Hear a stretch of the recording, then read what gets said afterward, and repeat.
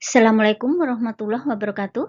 Alhamdulillah kita bisa bertemu kembali dalam keadaan sehat walafiat, tiada kurang suatu apa, dan tetap dalam lindungan ilahi Robi. Amin.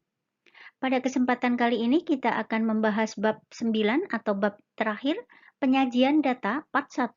Ini adalah materi pertemuan ke-17 semester kedua tahun pelajaran 2020-2021, mata pelajaran matematika untuk kelas 7 SMP, hari ini Rabu, tanggal 26 Mei 2021. Channel F ISNA membahas tentang A. Materi pelajaran matematika tingkat SD, SMP, maupun SMA dengan contoh soal dan pembahasannya, dan disertai dengan lembar kerja peserta didik atau LKPD, diselipin rambu-rambu pengerjaan soal-soalnya agar lebih mudah dipahami oleh siswa. B. Soal-soal uji kompetensi per bab UKOM, penilaian tengah semester PTS, penilaian akhir semester PAS, penilaian akhir tahun PAT, TRIOT atau TO, ujian sekolah US, uji coba, ujian nasional UCUN, dan ujian nasional UN. Tetapi sebelum kita mulai, akan lebih baik jika kalian subscribe, like, dan komen terlebih dahulu di kolom komentar. Terima kasih. Oke, kompetensi dasarnya 3.12 menganalisis hubungan antara data dengan cara penyajiannya, bentuk tabel, diagram garis, diagram batang, dan diagram lingkaran. 4.12 menyajikan dan menafsirkan data dalam bentuk tabel, diagram garis, diagram batang, dan diagram lingkaran.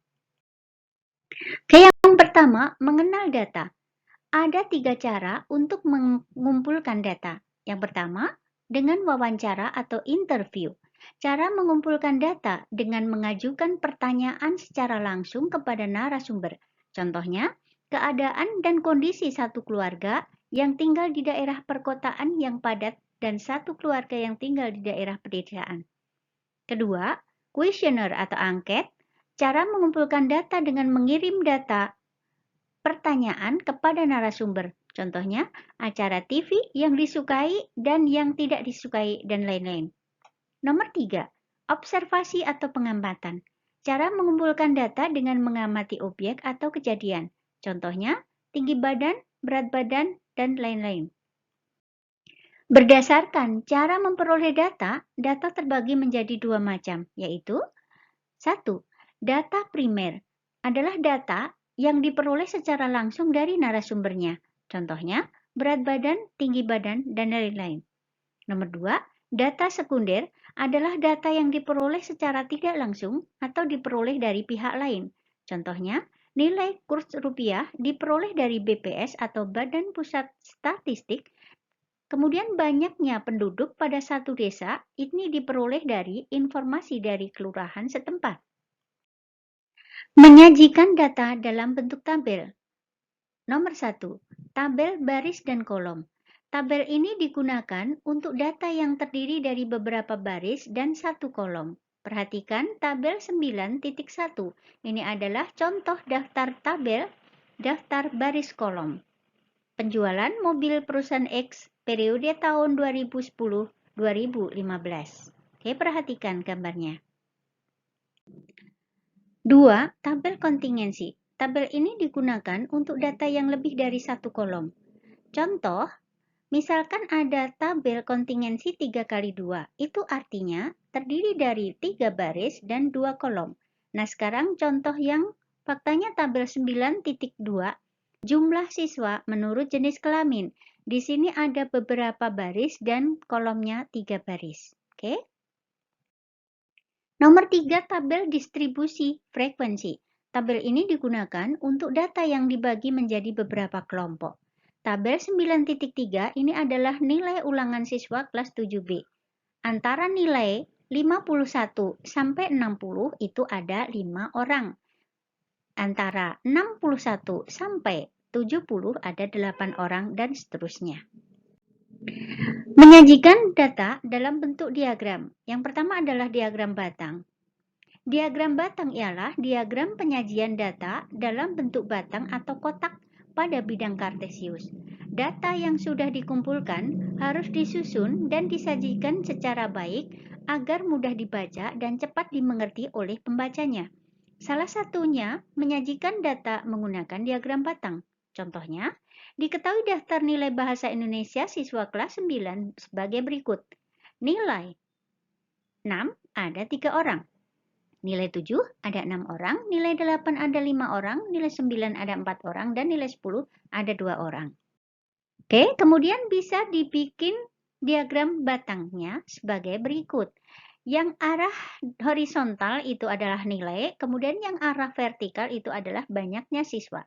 Jadi yang nilainya 6 ada 3 orang, nilai 7 ada 6 orang, dan seterusnya.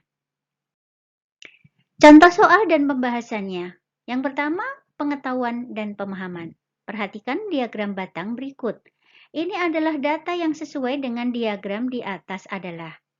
Oke, berarti kalau kalian dicari datanya, nah nilai 1 atau data 1 itu ada berapa orang? Kalian pasti bisa membacanya. Oke, nah yang kedua ada berapa dan seterusnya. Oke. Jawabannya adalah A. Nah, pada data diagram di atas dapat dinyatakan dalam bentuk tabel berikut ini. Nilai 1 ada 5 orang, nilai 2 ada 3 orang, nilai 3 ada 4 orang, dan nilai 4 ada 2 orang, dan nilai 5 ada 3 orang. Jika data tersebut diuraikan, maka diperoleh data 1, 1, 1, 1, 1, 2, 2, 2, 3, 3, 3, 3, 4, 4, dan 5, 5, 5. Nomor 2, pengetahuan dan pemahaman. Perhatikan diagram batang berikut. Oke. Di situ ada nilai banyak siswa di kelas tersebut adalah. Nah, banyak siswa yang menyukai IPA itu ada 10 orang, kemudian yang bahasa 8 orang, dan sejarah 6 orang, matematika ada 7 orang, dan prakarya atau Al-Qur'annya, Quran kurang jelas, maaf tulisannya kurang jelas, ada 4 orang. Nah, banyak siswa di kelas tersebut adalah, oke, jawabannya adalah C. Banyak siswa kita tinggal menjumlahkan semuanya. 10 ditambah 8 ditambah 6 ditambah 7 ditambah 4 sama dengan 35 orang. Oke.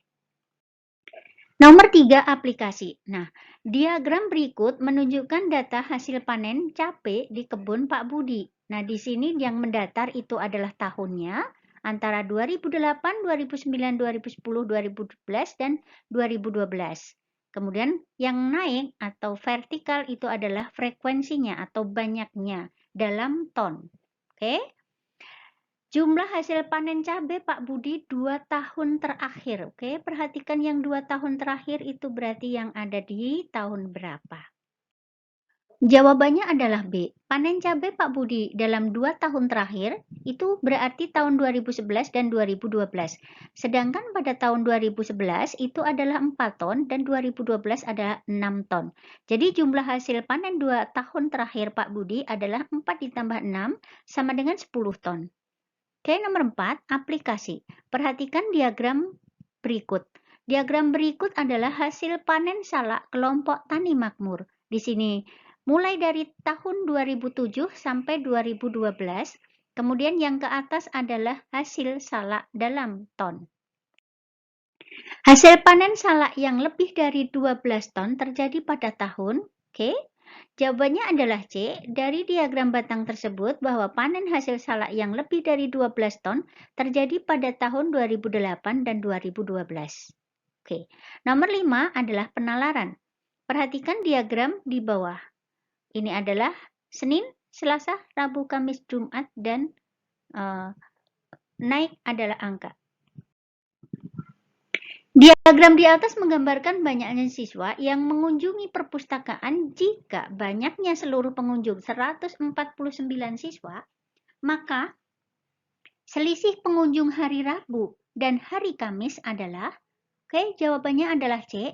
Nah, jika diagram batang di atas dinyatakan dalam bentuk tabel, maka diperoleh pada hari Senin ada 25 orang, Selasa X orang, Rabu 40 orang, Kamis X orang, dan Jumat 20 orang.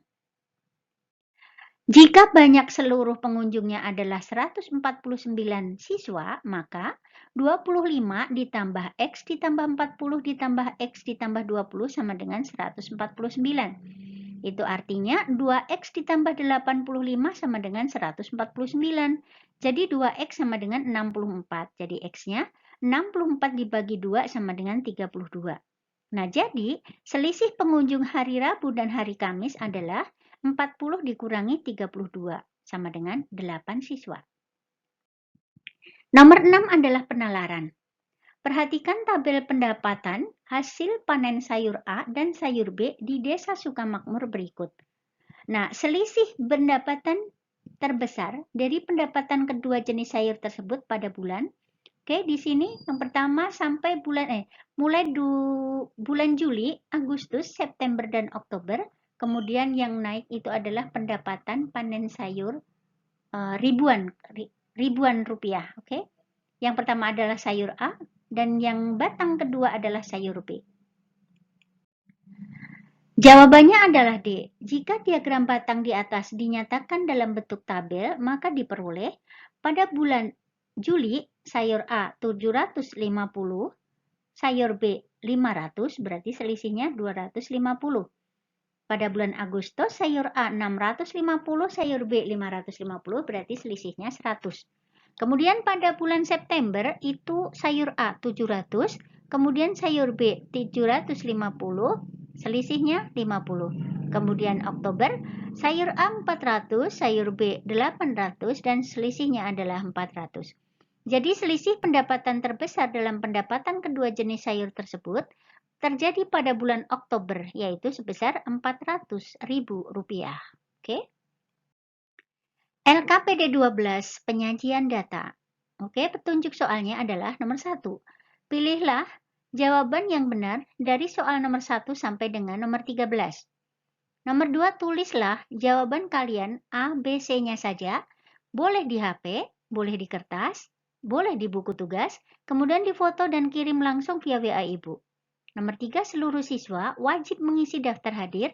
Dan nomor 4, seluruh siswa wajib mengerjakan dan sekaligus mengumpulkan tugasnya. Soal nomor 1. Cara yang paling tepat untuk mengumpulkan data tentang tinggi badan siswa di kelasmu adalah A. Observasi, B. Angket, C. Kuesioner, dan D. Dokumen. Soal nomor 2. Cara yang paling tepat untuk mengumpulkan data tentang acara TV paling disukai tetanggamu adalah A. Observasi, B. Angket, C. Kuesioner, dan D. Dokumen. Oke, maaf ya, A, B, C-nya agak salah, kita urutkan seperti biasa aja. A, B, C, dan D. Soal nomor 3, cara yang paling tepat untuk mengumpulkan data tentang alat transportasi ke sekolah yang digunakan siswa di kelasmu adalah A. Observasi, B. Angket, C. Kuesioner, dan D. Dokumen. Soal nomor 4, penyajian data yang paling tepat untuk menggambarkan keadaan nilai tukar rupiah terhadap dolar Amerika Serikat dalam kurun waktu sepekan adalah A. Diagram batang, B. Diagram lingkaran, C. Diagram garis, dan D. Diagram lambang. Soal nomor 5.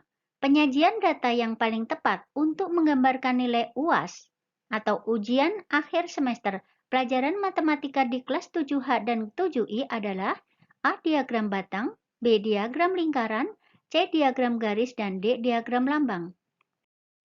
Soal nomor 6. Penyajian data yang paling tepat untuk menggambarkan persentase jenis pekerjaan orang tua siswa kelas 7 adalah A. Diagram batang, B. Diagram lingkaran, C. Diagram garis, dan D. Diagram lambang. Oke, untuk soal nomor 7 dan nomor 8, perhatikan tabel berikut. Di sini ada kelas 7A, 7B, 7C, 7D, 7E, 7F. Kemudian ada banyaknya siswa laki-laki dan perempuan. Soal nomor 7. Jumlah siswa terbanyak yang berada di kelas A, kelas 7A, B, kelas 7B, C, kelas 7E, dan D, kelas 7F. Soal yang ke-8, selisih tertinggi siswa laki-laki dan perempuan ada di kelas A, kelas 7A, B, kelas 7B, C, kelas 7C, dan D, kelas 7D. Untuk soal nomor 9 dan 10, perhatikan tabel berikut atau diagram batang berikut. Ini adalah banyaknya kendaraan yang terjual di kota X pada bulan Januari sampai Agustus. Oke. Nomor 9. Penurunan yang tertinggi penjualan kendaraan di kota X terjadi pada bulan A. Januari ke Februari, B. Februari ke Maret, C. Maret ke April, dan D. Juni ke Juli. Soal yang ke-10, kenaikan banyaknya kendaraan yang terjual pada bulan Maret dan Juni adalah A. 20 kendaraan, B. 30 kendaraan, C. 40 kendaraan, dan D. 50 kendaraan. Untuk soal nomor 11 sampai dengan 13, perhatikan tabel atau diagram batang berikut. Ini adalah banyaknya ayam dan daging yang terjual. Oke, ayam itu adalah yang kuning dan merah itu buat daging. Pada bulan Januari, Februari, Maret, April, dan Mei. Oke. Soal nomor 11. Penjualan ayam tertinggi terjadi pada bulan A. Januari, B. Februari, C. Maret, D. April. Soal nomor 12, kenaikan penjualan daging tertinggi terjadi pada bulan A. Januari sampai Februari, B. Februari sampai Maret, C. Maret, April, dan D. April ke Mei. Soal nomor 13, perbedaan tertinggi penjualan ayam dan daging terjadi pada bulan A. Januari, B. Februari, C. Maret, dan D. April. Oke. Kerjakan LKPD 12, penyajian data, tulis jawaban kalian A, B, C-nya atau kalimatnya ikut di HP, kertas, atau buku tugas, difoto dan kirim langsung via WA Ibu.